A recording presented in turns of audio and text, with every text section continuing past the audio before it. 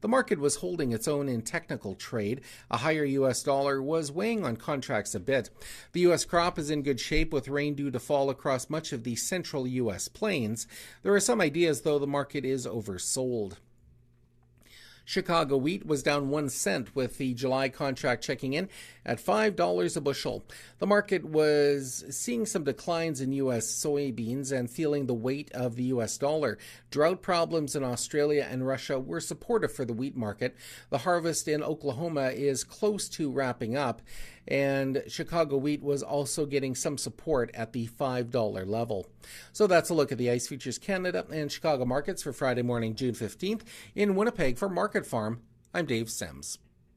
Disc-bind center pivot disc mower conditioners give you closer cutting and faster dry down. Butler Farm Equipment at Fort St. John can tell you more about New Holland's design features like the Momax 2 cutter bar. It features large discs that cut more closely with less cutter bar tilt, and the wide dry conditioning systems that are 125 inches wide for consistent dry down and maximum hay quality. Visit Butler Farm Equipment in Fort St. John and ask about the center pivot disc-bind disc mower conditioners from New Holland.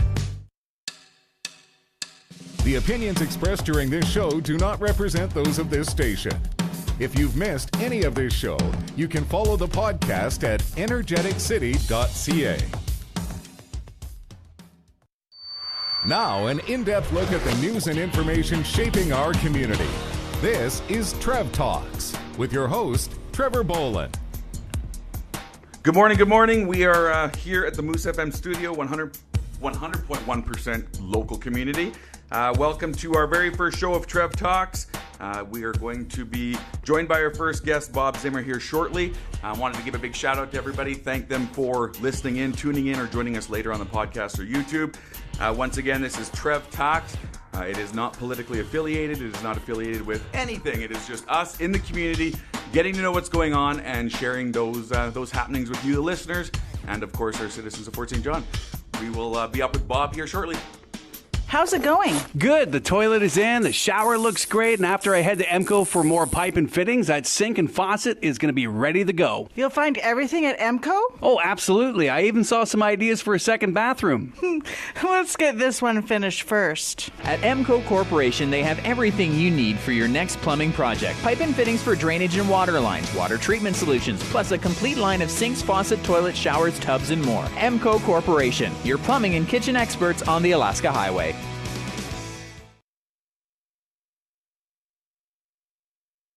It's all up to you. You talking to me? What should we play next? Call 250-787-2222 or text 250-800-2360. Brought to you by Wendy. A chocolate frosty or a vanilla frosty? That's one of summer's toughest questions. But when it's only 99 cents, why not try both? The 99-cent frosty, only at Wendy's. At Complete Safety Services, they specialize in, you guessed it, safety. They provide field safety advisors and certified medics with fully equipped MTCs and trucks that are maintained to the highest standards. They can prepare companies for their COR certification, write safety programs, manage ISN and ComplyWorks. Not only that, but Complete Safety Services now offers traffic control, hotshotting, and pilot car services. Complete Safety Services, striving to ensure a safe and healthy working environment on 100th Street in Fort St. John and online at completesafety.ca. They've taken over another one.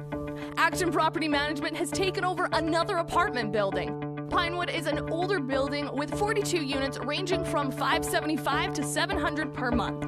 It's affordable, a great location on 86th Street, and small pets are welcome. Fill out a rental application online or stop in and see them to find out more. Pinewood, now owned by Action Property Management in Fort St. John and Dawson Creek. Check out their newest listings on Facebook or visit actionproperty.ca. With over 25 years' experience in plumbing and heating, Pro North Heating understands the importance of quick, reliable service. Pro North Heating stocks a large selection of furnace, boiler, and pump parts which will get you running again in short time. Pro North Heating specializes in new and renovation for commercial construction. Pro North Heating can also take care of residential heating systems, water pump systems, as well as water heater replacements. Count on the pros at Pro North Heating. Call 250-785-5545 or visit pronorthheating.com. I bet you're wondering what you're gonna have for dinner. Getting a great meal to feed the whole family is as simple as one stop to M&M Food Market on your way home from work. Choose from 5 varieties of marinated kebabs. Wrap your hands around some mini quiche, 16 pieces for only $6.99. And don't forget dessert, crunchy almond or vanilla supreme ice cream bars for just $6.49. Don't head home empty-handed. Stop by M&M Food Market. Your home for great variety and great taste with gluten-free options available. M&M Food Market, real food for real life. Get out and have some fun this summer with TNT Communications. Known for having everything you need for the job site, TNT Communications has cell boosters, radios, office trailers, and light and communications towers. And now they offer side-by-side rentals for your business use. Stop into TNT Communications today and ask about their side-by-side options for your job site. Whether it's work or play, see TNT Communications in Fort St. John, your Bell source in the Peace. Meet the truck of the century, the Silverado. And during Truck Nation at Chevrolet, you can drive off with big savings on select 2018 trucks, like $12,000 in total savings on the Silverado Double Cab Custom Edition, awarded by J.D. Power as the most dependable large light-duty pickup. Tow your heaviest loads like they're nothing. Offer ends July 3rd. Visit ChevroletOffers.ca for details. When it comes to real estate law, we can help you every step of the way. Hi, my name is Rob Zunert, and I've been a lawyer at Collison Zunert Law Corporation for 15 years. We specialize in residential and commercial real estate transactions. We strive to provide our clients with high-value services at very competitive rates. Not only that, but our lawyers offer the added benefit of legal advice, if necessary, in the event of unforeseen complications, often at no extra cost. So whether you're selling or purchasing property, refinancing a mortgage, please contact our real estate team at Collison Zunert Law Corporation in Fort St. John at 250-785-8033 or by visiting czlaw.ca. Watch this show live on Facebook or download the podcast at energeticcity.ca. This is Trev Talks with Trevor Bolin. We are back, and we are coming to you live right here in Fort St. John. Our first guest is our very own two-term winning Member of Parliament, Bob Zimmer. Bob, thanks for being on the show. Good to be here, Trevor. It is, as we mentioned, it's our very first show. It is going to happen weekly. You are our first guest, so that's pretty exciting. We've been friends for a long time. Yeah. Let's start with the most recent win for the Conservative MP in Quebec. I mean, that's huge. It didn't make the news in the West like it probably did in the East. Doug Ford wins. You got a big Conservative win for Ontario. You've got a win for Quebec. I can only imagine Andrew Scheer's smiling ear to ear with that win. How does that go over with the party? What does that signify for times to come? Yeah, I think the one in Chicoutimi was significant for us because normally we had placed fourth in that riding, so it was a strong Liberal riding for years.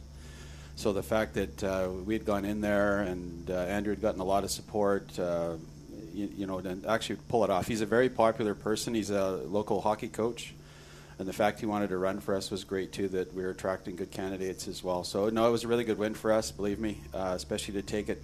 It'd be different if you're always vying for that seat and it was being, 50-50, whether it's Conservative or Liberal. But we had never won that seat, really. So it's big. I mean, it's big. And when I look at that, I mean, I follow every election, and not only in BC or in Canada, but also into the States and other countries. And I see a win like that where, like you said, you guys have always placed fourth, right on the heels of Doug Ford winning Ontario, big Conservative wins, big change maybe in the East. Yeah. I mean, we've got an election coming up next year. And in recent polls, there was a poll as recent as June. It was taken about the middle of June, around the 15th or something.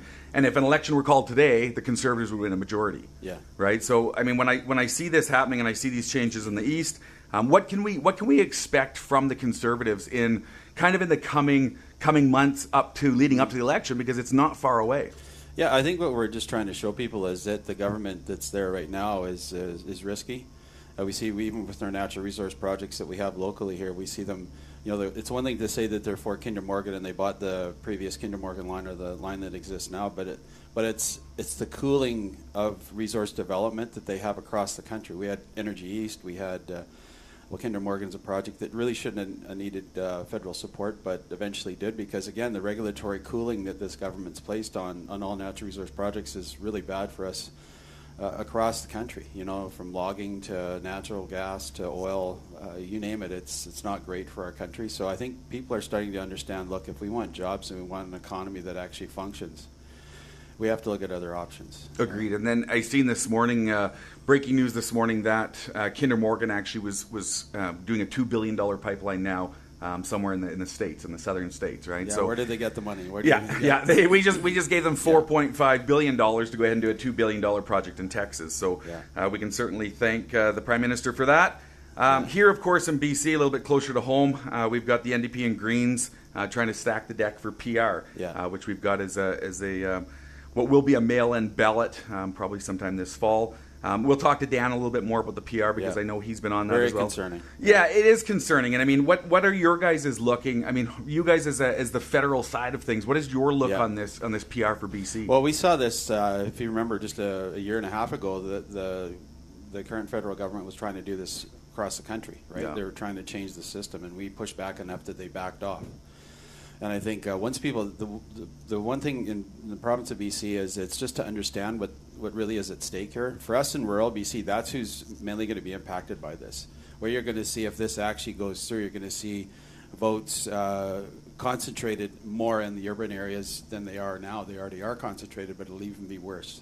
So the rural areas of the province, all the natural resource project areas, et cetera, they're going to be really at risk of getting less representation, less say in government, less say in decisions in Victoria, et cetera. So it threatens us in a big way up in the north and really across the province. So I hope there's clarity or better clarity around the referendum, what the question's actually going to be, and people understand before they vote. Agreed. Because I think that's another thing is the confusion around it. Some of us that are even close to this stuff, that are politically minded, aren't quite fully aware of what they mean by what they say. So there's confusion amongst us even. Yeah, I agree. So yeah, we need to pay attention. We do ensure that those that are watching what's happening are sharing that information with their neighbors, with their friends, with the community. Something else that I've noticed is years and years ago, when the Conservatives had a majority in the country, Fort St. John, the North Peace, Dawson, I mean, all these areas, you'd see the signs up and Conservatives supporting grants and supporting community building, and it's not something that I've witnessed since we've had a change in government. So part of my question, I guess, becomes is how did we fall from grace? Was it simply a West versus East issue, or was it simply the funding's not there anymore because it's being given to Texas companies to buy pipelines? What's changed? Why are we not seeing these grants for our communities anymore? Yeah, there's some, I guess, that are still flowing, but it's much more muted, I guess. But we've seen the debt, like the deficit, even is 3 times what it was supposed to be. What's that right now? Like, what are we talking about? Billion just for this year. So $30 billion deficit this year. So, wow. And we're creeping up to that $1 trillion mark of debt, and that freaks me out. Do you remember when the States hit $1 trillion? Yeah. And it was the biggest news in the world. It was like, oh no, what's going to happen? The U.S. is at $1 trillion debt. And now here we are creeping upon it in Canada. Right. Well, and I think the key though is because we talk to certain groups, and and some just don't seem to care that there's a deficit or even debt. But I think where we really need to concentrate on and relay it to people and get them informed about it is when it starts impacting your paycheck, and you realize that tax bill, instead of being a third roughly of what your overall is, it becomes 50%. 50% of what you take home is going to be taxed, provincially, federally, et cetera. Then add in a carbon tax and add in, et cetera, et cetera. Pretty soon, when you start seeing what you actually have left when you come home, that should help people make decisions on which government they choose. And in Ontario, they're the largest subnational debtors in the world, not just in Canada, in the world. So that's how much Kathleen Wynne ran that economy into the ground. And finally, that group of people said, okay, enough. So I think what we're seeing, too, is across the country, people are starting to see, okay, these guys, they can spend. It's funny to me that the ones that want to conserve, especially natural resource projects, you think they'd conserve, too, on their spending. But it's really the opposite. The governments that typically conserve on resource development, they actually spend more.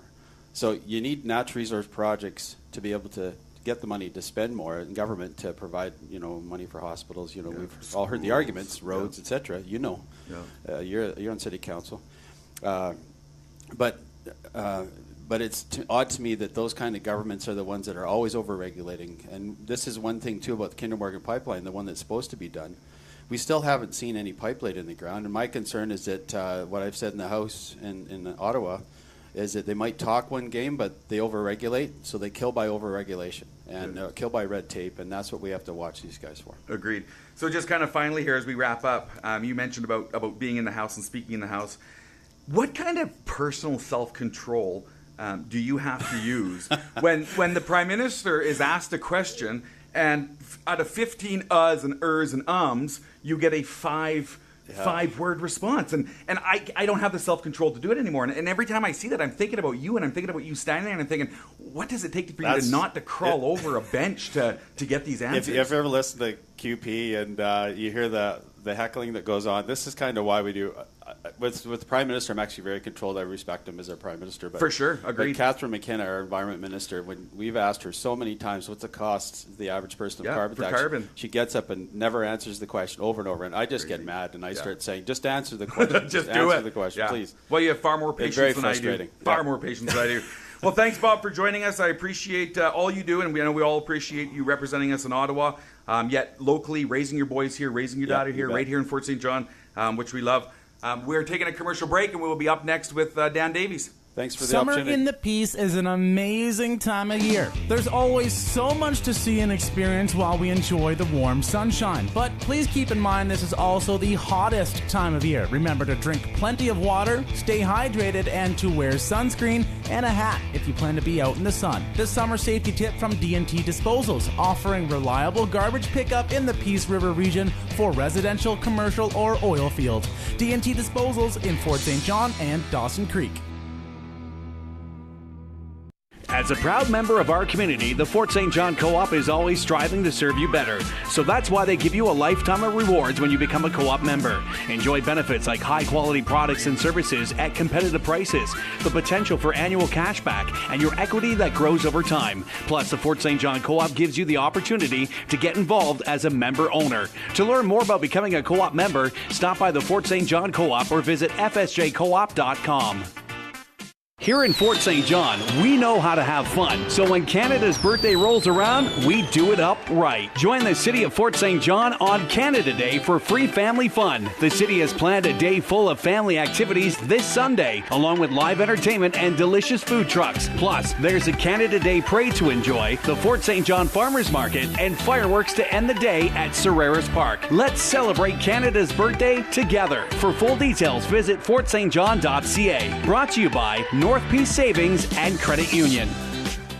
If you're looking for hassle-free internet services, call the Peace Region Internet Society today. With coverage throughout most of the Peace, PRIS can get you connected quickly without the hassle of contracts or bundles. Visit PRIS.ca or call 1-800-768-3311 for more information. This Sports Booster brought to you by Can-Do Oilfield Services.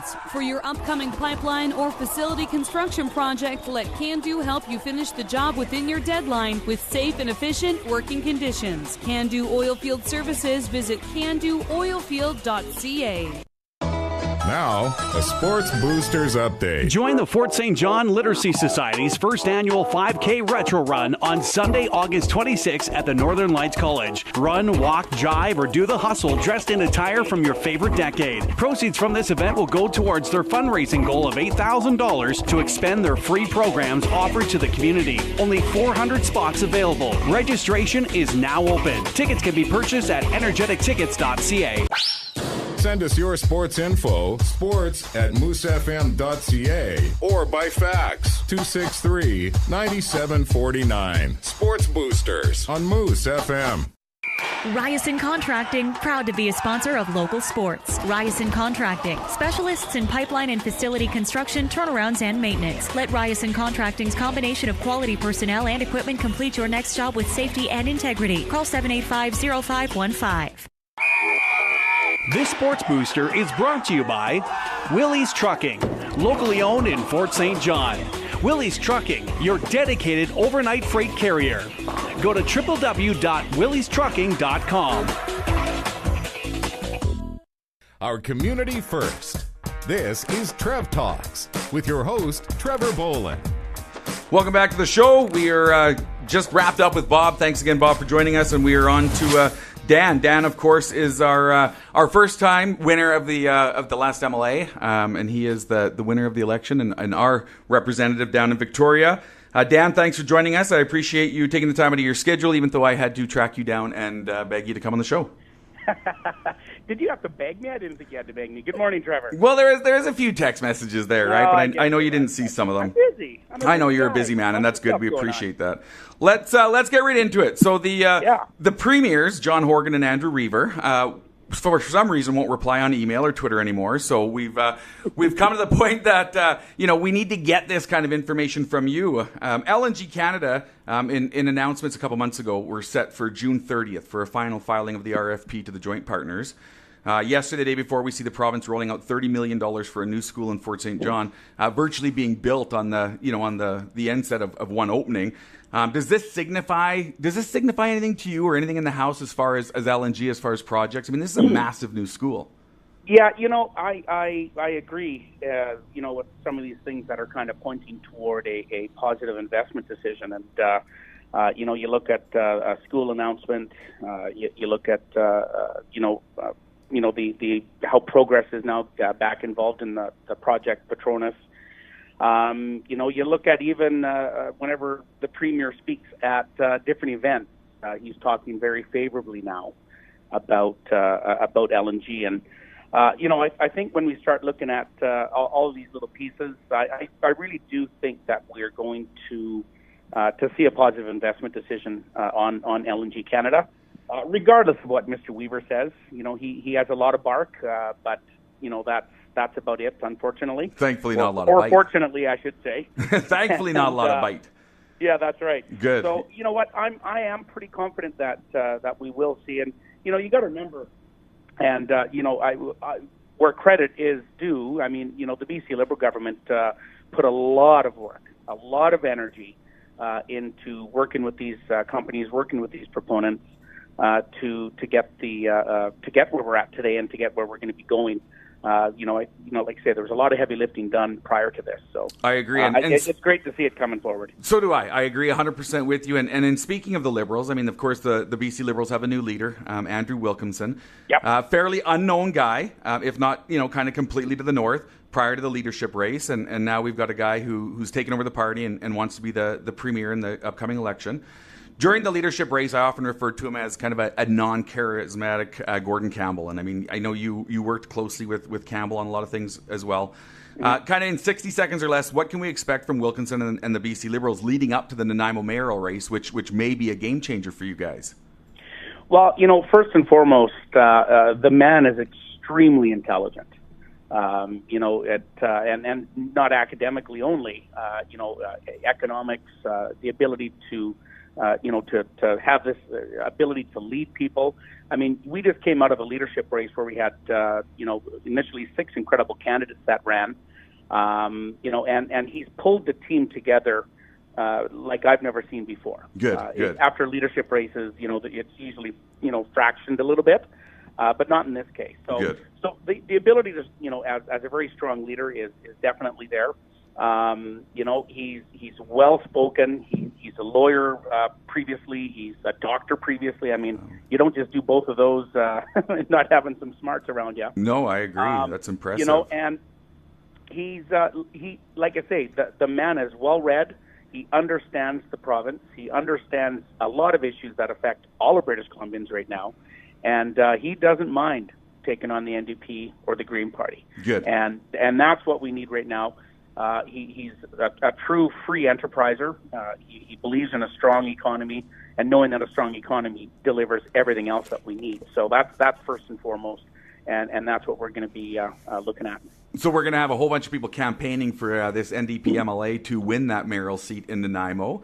I can well imagine that's going to be probably one of the most watched municipal elections probably happening in the province, just because there's such a fundamental change that could happen provincially, not just in the city of Nanaimo. Well, and it's really funny. It's right next door to the riding that was the most watched riding during the provincial election, Courtney Comox. Yeah.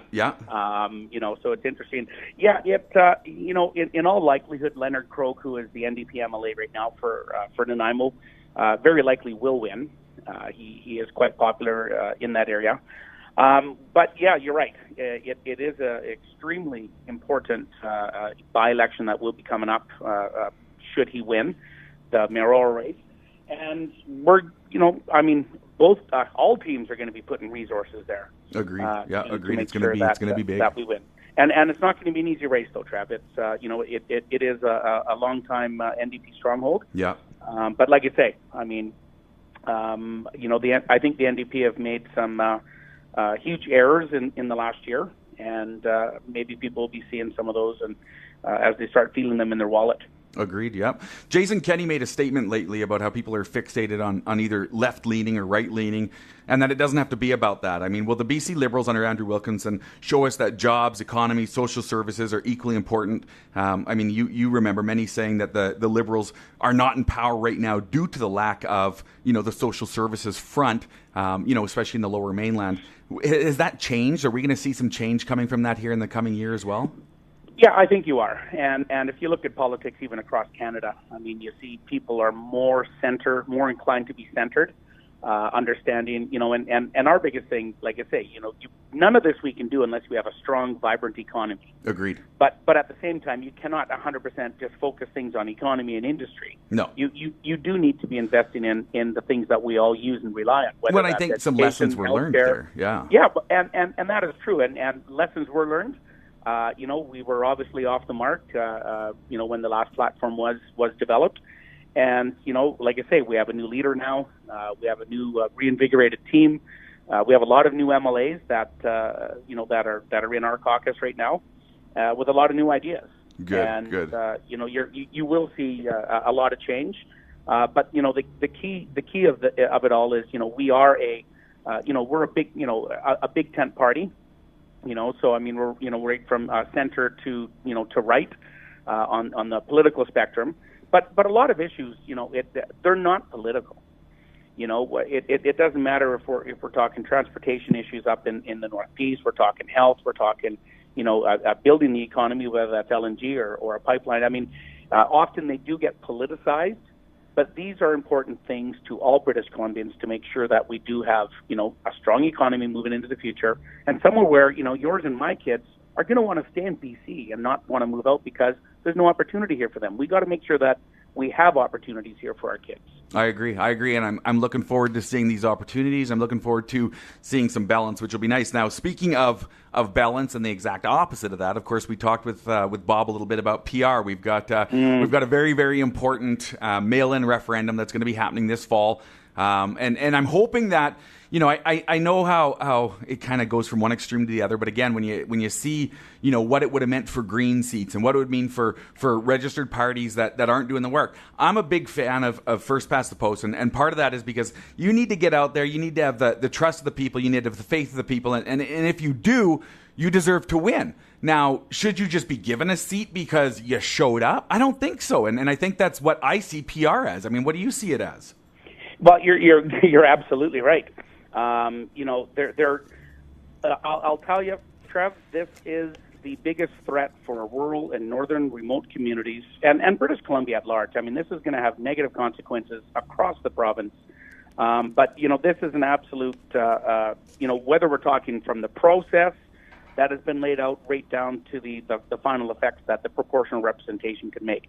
This is flawed from the start. And, when you start seeing even former NDP premiers coming out saying, oh, my God, this is horrible, there's something to be said there. And this whole thing started, first of all, because of the supply and confidence agreement signed with the Green Party. That is in the agreement between the NDP and the Greens as part of their agreement to hold on to power. Which is why part of the reasons why Christie originally wouldn't make the deal when this first started happening. Yeah, you know what? We're not going through this again. There was a referendum on this in 2005. Yeah, there was I remember another one in 2009. Yeah. And the province outrightly turned it down. But we had really important checks and balances in place because we're playing with democracy here. We're playing with a fundamental piece of democracy in Canada and British Columbia. When you're talking about the voting system, this is the individuals one time that they get to absolutely throw a piece of power into electing a person that they want, and that is at jeopardy. And you said it bang on. All the pieces of PR and the three choices that are going to be on the ballot, every single one of them erode rural representation. And not only just erode, when you're talking about appointing people from a party list as an MLA, that is absolutely wrong. Yeah. That is it's criminal. It's criminal. It's criminal. It's eroding democracy. When you got a guy who's a party loyal, who is now an MLA that didn't even run in an election, we're seeing that. We've seen that in other countries that have PR. Yeah. And it's called North Korea. The NDP and the Greens always, it works in this country. It works. Well, no, it doesn't. If you look at the cost of government is way more, because every one of the models has many more MLAs, and along with that comes a lot more money, of course. Agreed. You are in a constant situation of a minority or coalition government forever. And this all just screams instability for investment. And again, it goes back to, we need those private dollars invested in this province. We do. If we're going to move forward, and we need them now. Yeah. And companies are looking at, they're looking at this proportional representation as something. Well, geez, let's wait and see what happens there. They're looking at the Kinder Morgan, more instability caused by the NDP Green government. Agreed. It's just one thing after another that, we are setting our province up to fail right now. We are. And we need to fight it, and we are fighting it. You're going to be hearing lots more on proportional representation. People need to get informed, but the most important thing absolutely is every single person must participate in this referendum. The deck is stacked against us, certainly in rural BC, because there's no thresholds. There isn't. It's a simple 50% plus one. Doesn't matter if 5% of the voting public turn out. That means, if 53% is in favor of it, you're looking at 2.5% of the voting public has now changed British Columbia's democracy. Forever, yeah. We got to wrap up, though. We got to wrap up, Dan. Adam's getting a little bit antsy behind his seat.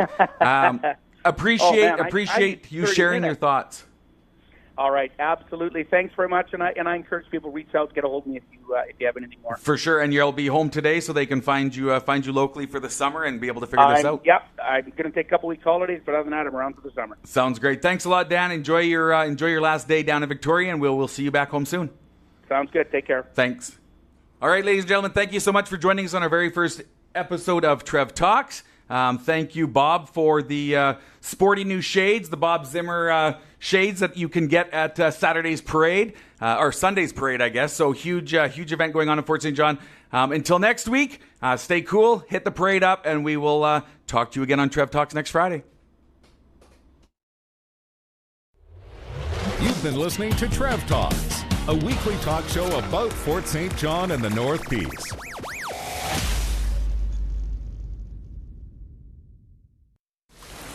Legend says many years ago, pirates would sail the Peace River, plundering Fort St. John for endless riches. They buried treasure all around the Peace region. Over the years, and a couple of late nights with the rum bottle, some of the treasure